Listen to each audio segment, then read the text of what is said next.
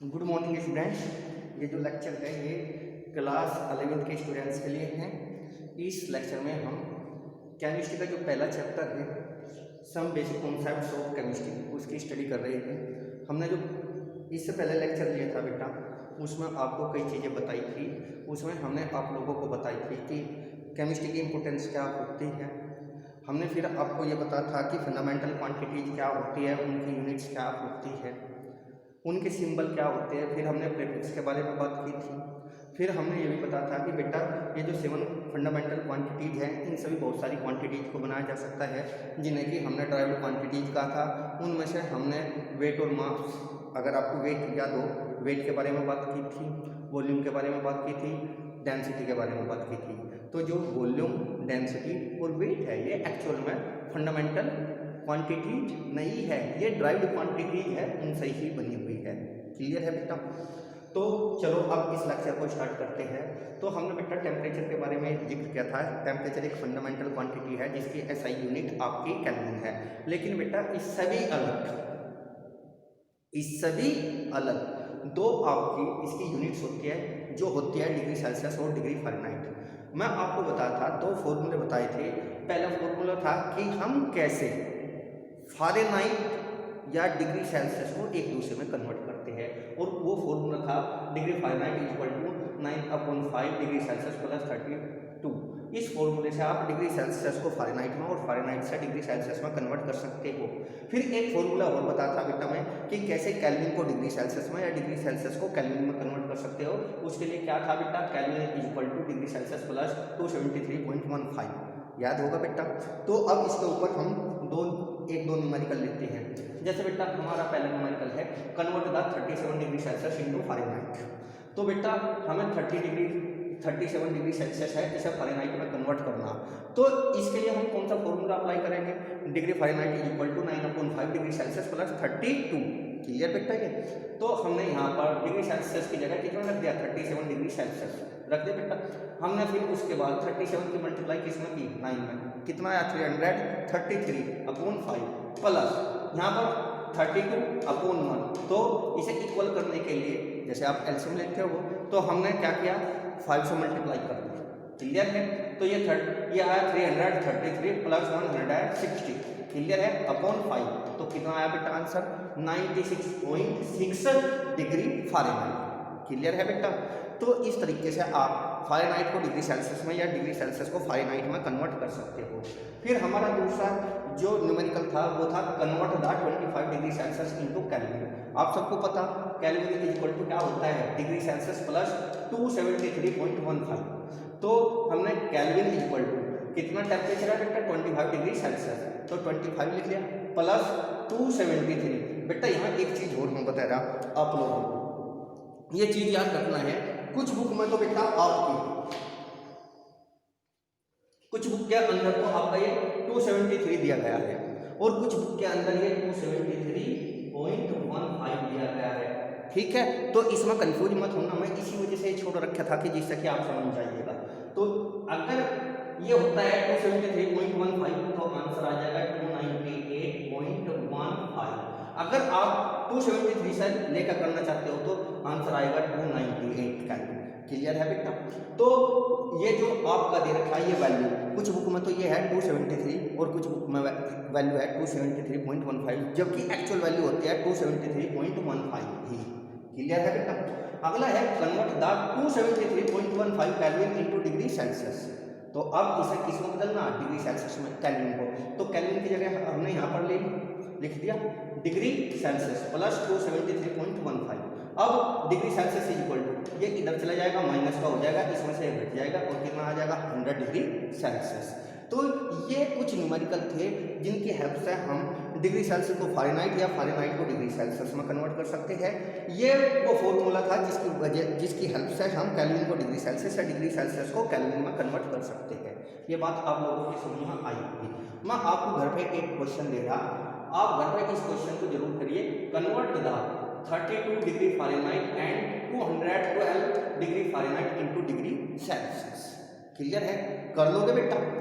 इस क्वेश्चन को करके आपके दिमाग में एक बात हो रहा है, कुछ बच्चों की वो बाद में पता चलेगी कि क्या बात है, लेकिन मैं आपको इसका एक हिंट देता हूँ।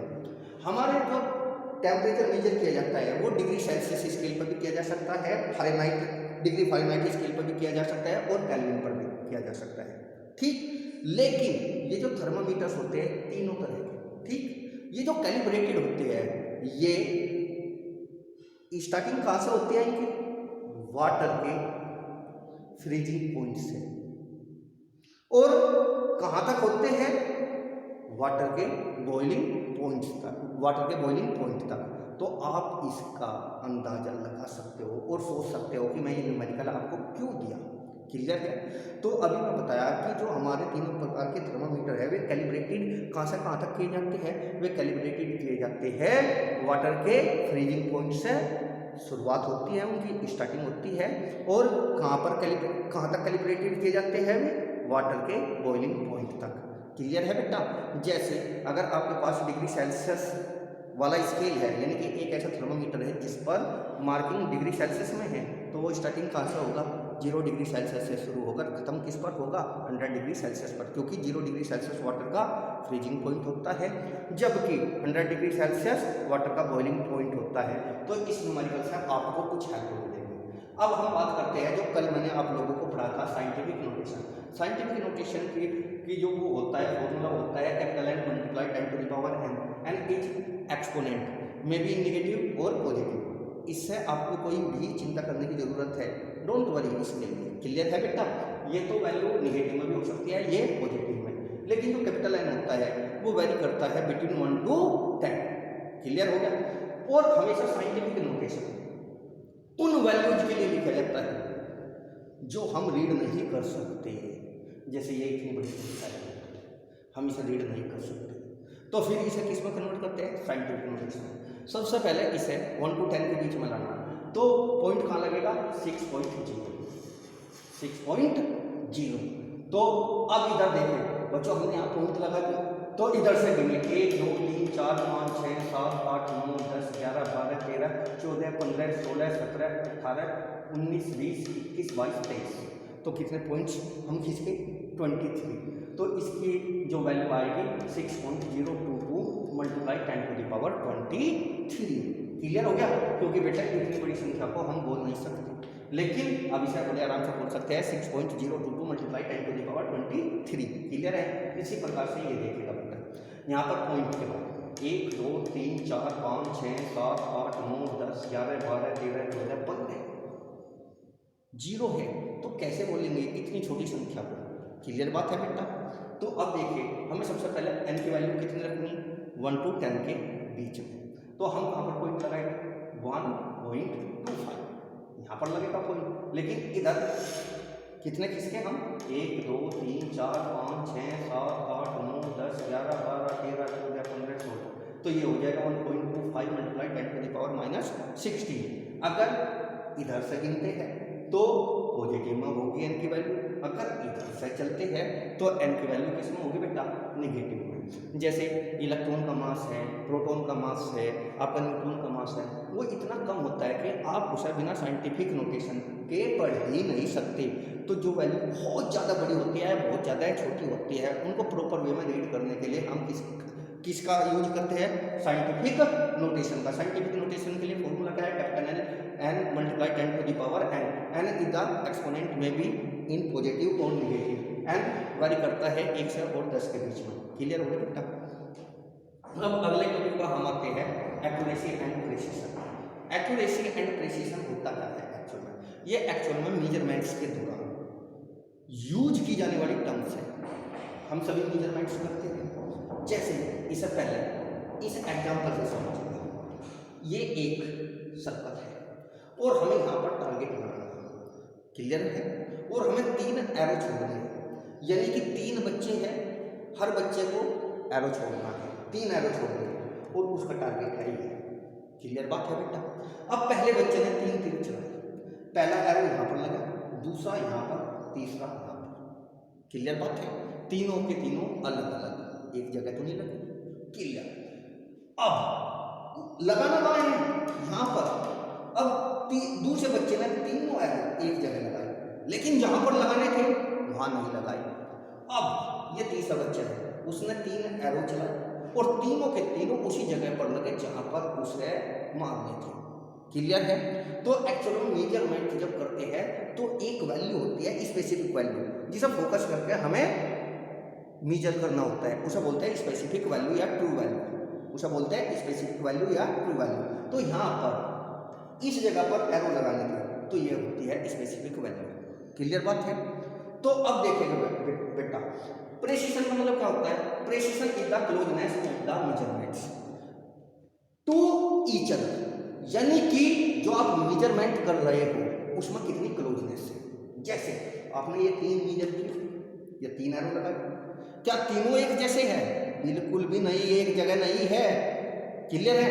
यहाँ पर तीनों एक जगह है, यहाँ पर भी तीनों एक जगह है। तो यहाँ पर तो जो आपने मेजरमेंट किया, क्लियर है, जो आपने मेजरमेंट्स किया तो उस मेजरमेंट्स के दौरान कोई भी क्लोजनेस नहीं, यहाँ पर भी क्लोजनेस है, यहाँ पर भी क्लोजनेस है। अब आते हैं एक्यूरेसी। एक्यूरेसी क्या होती है? Accuracy is the closeness of the measurements to a specific value, यानी कि क्लोजनेस तो है लेकिन किसकी तरफ? ट्रू वैल्यू की तरफ। किसके पास होनी चाहिए? True value. यहाँ पर आप देख रहे हैं क्लोजनेस है, प्रेसिशन है, लेकिन ट्रू वैल्यू तो ये रही, उसकी तरफ तो नहीं है, नहीं। यहाँ पर भी क्लोजनेस है बिल्कुल, लेकिन वो क्लोजनेस किसकी तरफ है? स्पेसिफिक वैल्यू या ट्रू वैल्यू की तरफ। क्लियर है? तो हम इस एग्जांपल में कहेंगे मतलब बेटा यहाँ से मेजरमेंट्स में आपने जो मेजरमेंट्स किए उसमें कोई भी क्लोजनेस, क्लियर है, और न ही ट्रू वैल्यू की तरफ है, तो हम यहाँ कहेंगे कि ये लो एक्यूरेसी भी है और लो प्रेसिशन भी है। यहाँ पर जो मेजरमेंट्स किए उनमें क्लोजनेस है, बिल्कुल है, क्लियर है, लेकिन वह ट्रू वैल्यू की तरफ तो नहीं है, नहीं है। तो इसलिए यहाँ पर लो एक्यूरेसी या poor accuracy, high precision, good precision, यानी कि क्लोजनेस तो है लेकिन वो क्लोजनेस जो ट्रू वैल्यू है उसकी तरफ नहीं है या जो स्पेसिफिक वैल्यू है उसकी तरफ नहीं है।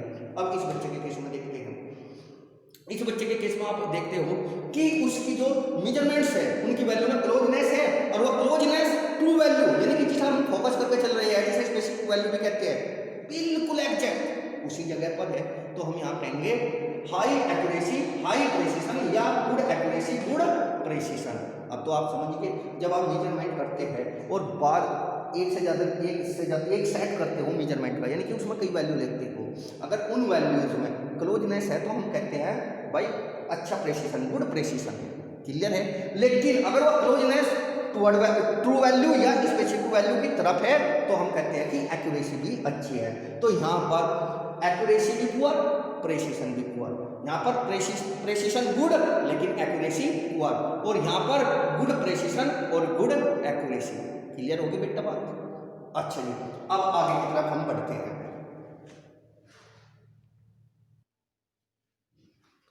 अब rules for determining the number of significant figures. तो सिग्निफिकेंट फिगर्स को डिटरमाइन करने के लिए कौन कौन से रूल हैं? तो पहला रूल देखिएगा बेटा 6.9 2.16, ये सभी नॉन जीरो नंबर्स है या नहीं? सभी non zero numbers significant figures में काउंट होते हैं। तो ये कितने नंबर हुए? 2। तो सिग्निफिकेंट फिगर्स इसमें कितनी हुई? 2। यहाँ पर 2.16 सभी की सभी नॉन जीरो नंबर्स है, तो टोटल कितने? 1 2 3। तो सिग्निफिकेंट फिगर्स इसके लिए कितनी हुई? 3। अब दूसरे रूल के अकॉर्डिंग बेटा, दूसरा रूल इस बात को कहता है कि अगर जीरोज नॉन जीरो नंबर्स के बीच में आ जाए तो वे जीरो सिग्निफिकेंट फिगर में काउंट होती है। कैसे? जैसे बेटा ये देखिए, ये जीरो बीच में है या नहीं? इधर भी नॉन जीरो नंबर, इधर भी नॉन जीरो नंबर, क्लियर है। तो जब जीरोज नॉन जीरो नंबर्स के बीच में होगी तब उसे बेटा हम सिग्निफिकेंट फिगर में काउंट करेंगे। फॉर एग्जांपल जैसे 1 2 3 4 कितनी हुई? 4। तो इसमें सिग्निफिकेंट फिगर कितनी हुई? 4। क्लियर है बेटा?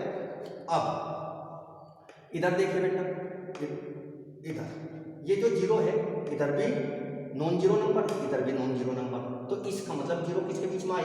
नॉन जीरो नंबर के बीच में। तो जब जीरो नॉन नंबर जीरो के बीच में होती है तो उसे एज ए सिग्निफिकेंट फिगर हम रीड करते हैं। तो इसमें सिग्निफिकेंट फिगर कितनी हुई बच्चों? 3। अब इधर देखिएगा, जब जीरोज नॉन नंबर जीरो से पहले होती है तब ये सिग्निफिकेंट फिगर में काउंट नहीं होगी। क्लियर बात है। जब जीरो नॉन जीरो नंबर से पहले होती है, यानी कि जीरो से पहले कोई भी नॉन जीरो नंबर नहीं होगा, तो उन जीरोज को हम सिग्निफिकेंट फिगर नहीं मानते। तो इसमें सिग्निफिकेंट फिगर 2, क्योंकि ये तो इन्हें तो हम काउंट ही नहीं कर सकते, क्योंकि इधर नॉन जीरो नंबर नहीं है। इसी प्रकार से इस एग्जांपल में भी इधर नॉन जीरो नंबर नहीं है, तो इसमें सिग्निफिकेंट फिगर 1। अब इधर देखिए, पॉइंट के बाद यानी कि डेसिमल के बाद जो जीरो जाती है, पॉइंट के बाद जो जीरो जाती है उससे पहले क्या होता है, नॉन जीरो नंबर। तो उन्हें हम सिग्निफिकेंट फिगर, उन जीरोज को हम सिग्निफिकेंट फिगर में काउंट करते हैं। जैसे इधर नॉन जीरो और पॉइंट के बाद जीरो। अगर पॉइंट से पहले नॉन जीरो नंबर है और पॉइंट के बाद में जीरोज है, तो उन जीरो को हम सिग्निफिकेंट फिगर में काउंट करते हैं। तो टोटल 4, टोटल 3। क्लियर बात होगी। अब इधर देखिए बेटा, जैसे ये है 0.0045, तो मैंने पहले ही से बताया था कि अगर जीरो से पहले नॉन जीरो नंबर नहीं है तो उन जीरो को सिग्निफिकेंट फिगर में काउंट नहीं करते। क्लियर बात है। तो अकॉर्डिंग टू रूल क्या हुआ, इसमें आपका सिग्निफिकेंट फिगर कितनी हुई, 2। लेकिन बेटा इसे हम कैसे लिख सकते हैं साइंटिफिक नोटेशन में, 4.5 मल्टीप्लाई 10⁻³ तो आप इसमें फोकस कर दीजिएगा। क्लियर है बेटा। अगर कोई 10 की पावर में कोई वैल्यू है, तो वे जो वैल्यू है उसे हम मेंशन नहीं करते सिग्निफिकेंट फिगर को फाइंड आउट करने में। तो इसमें कितनी वैल्यू हुई, 2। तो इसका मतलब सिग्निफिकेंट फिगर कितनी हुई, 2। इसमें देखिए ये अवोगाड्रो नंबर है। कुछ बुक में बेटा ये 6.022 मल्टीप्लाई 10⁻23 है, कुछ में 6.023 मल्टीप्लाई 10⁻23 है। कंफ्यूज होने की जरूरत नहीं, बात एक ही है। क्लियर है। तो अब देखिएगा, इसका मतलब तो आप समझ ही रहे होंगे, वो पहले भी मैं बता था।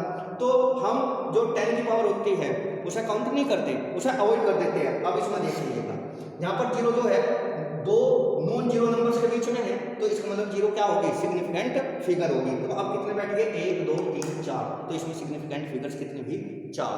तो ठीक है बेटा, कल इस पर भी न्यूमेरिकल करेंगे, तो एक बार और हिम्मत से इस चीज को पढ़ना। ठीक है बेटा।